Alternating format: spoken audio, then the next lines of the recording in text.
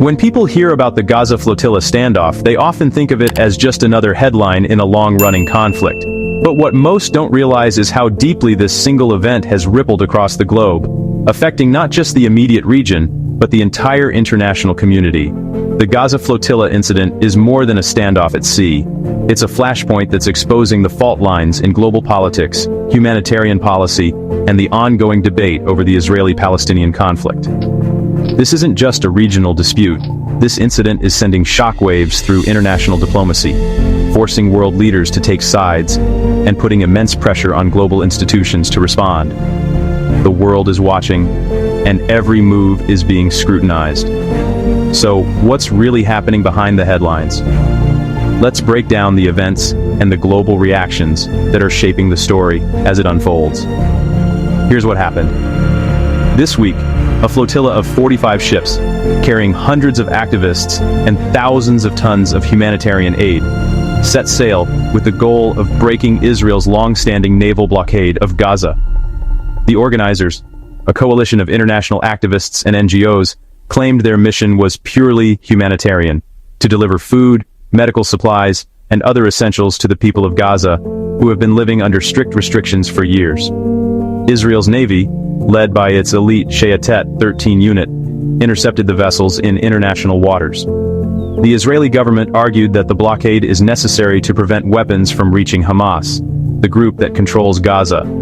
They offered to deliver the aid themselves through the Israeli port of Ashdod, promising to inspect the cargo and ensure it reached Gaza's civilians. But the activists on board were adamant. They refused Israel's offer, insisting on sailing directly to Gaza as a matter of principle.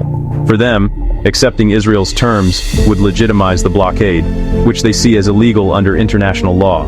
Tensions quickly escalated as both sides stood their ground. When negotiations broke down, flotilla organizers accused Israeli drones of harassing and even attacking their ships.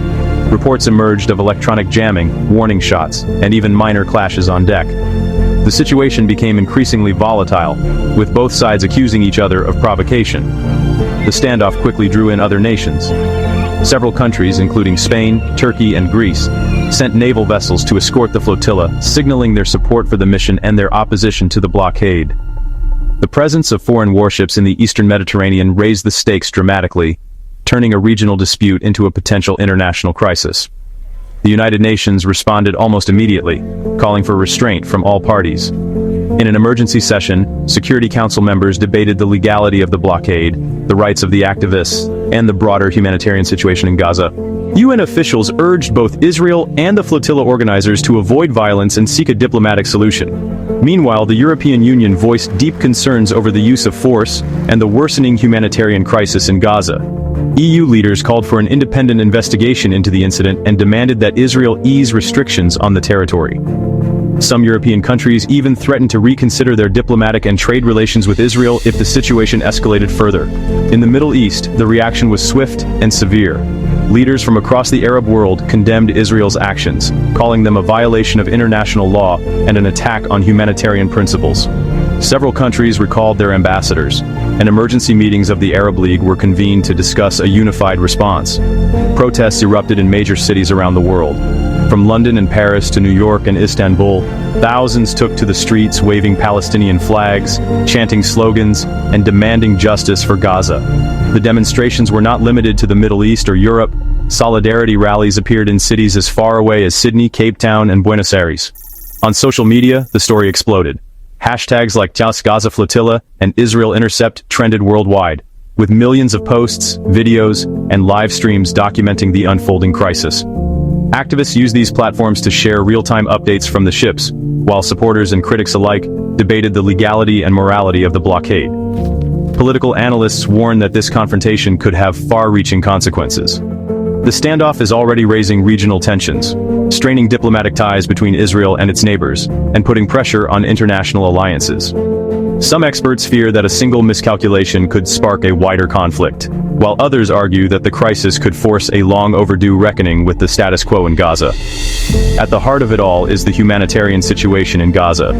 Aid organizations warn that the blockade has left the territory's 2 million residents in dire need of food, medicine, and basic supplies. The flotilla's mission, while controversial, has drawn renewed attention to the suffering of ordinary Gazans and the urgent need for a sustainable solution. The world is watching closely. Governments, NGOs, and ordinary citizens are demanding answers and accountability. What happens next?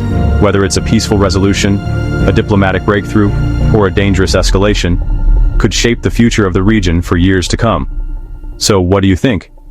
Was Israel justified in enforcing its blockade? Or did the flotilla have the right to challenge it in the name of humanitarian aid? The debate is far from over, and your voice matters. Let us know your thoughts in the comments below, and don't forget to subscribe for more updates as this story develops. The world is watching, and every opinion counts.